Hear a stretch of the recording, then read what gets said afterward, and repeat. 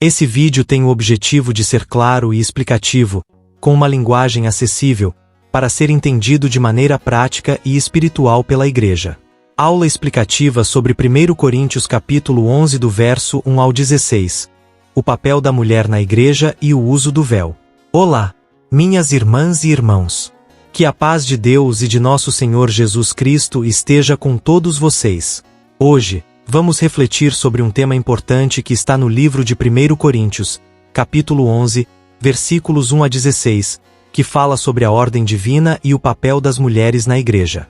Esse assunto trata de questões que podem parecer difíceis de entender, mas com o auxílio do Espírito Santo, vamos conseguir compreender o que Deus nos ensina. Contexto e introdução. O apóstolo Paulo, ao escrever esta carta aos Coríntios, estava abordando várias questões importantes sobre a vida cristã e a vida em comunidade. Em 1 Coríntios 11, ele nos fala sobre o comportamento adequado tanto para os homens quanto para as mulheres, em especial quando estamos reunidos para orar, profetizar ou participar de cultos na igreja. Paulo começa este capítulo dizendo que devemos ser imitadores de Cristo. Ele nos lembra da importância de seguir a Cristo, que é o modelo perfeito de vida. Mas, além disso, ele também fala sobre a ordem que Deus estabeleceu para o bom funcionamento da sociedade e da igreja. E é aqui que entra a questão da mulher usar o véu. A ordem divina, versículos 3-6. No versículo 3, Paulo deixa claro que Deus estabeleceu uma ordem de autoridade. Ele diz que Cristo é a cabeça de todo homem, e o homem é a cabeça da mulher, e Deus é a cabeça de Cristo. Isso nos mostra que existe uma hierarquia que reflete a harmonia que Deus deseja para a criação. Cristo, como cabeça da igreja, é o nosso modelo de liderança.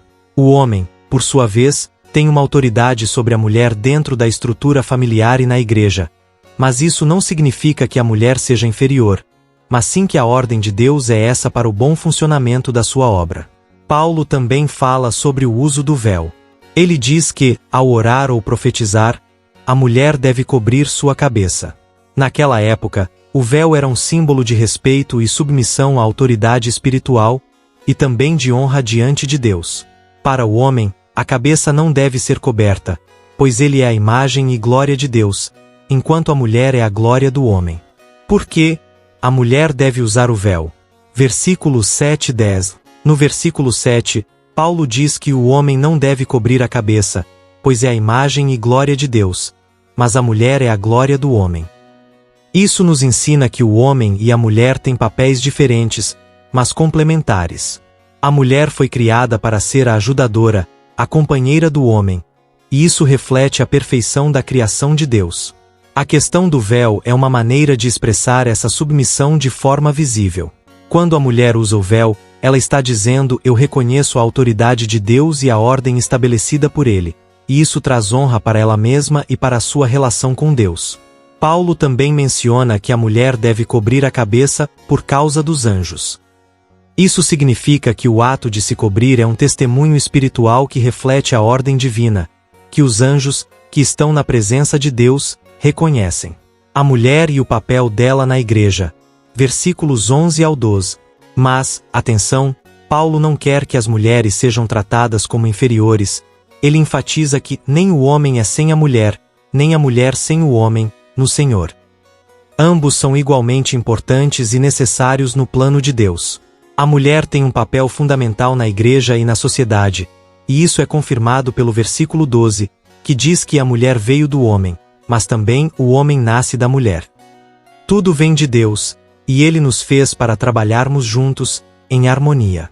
Natureza e decência. Versículos 13 e 15.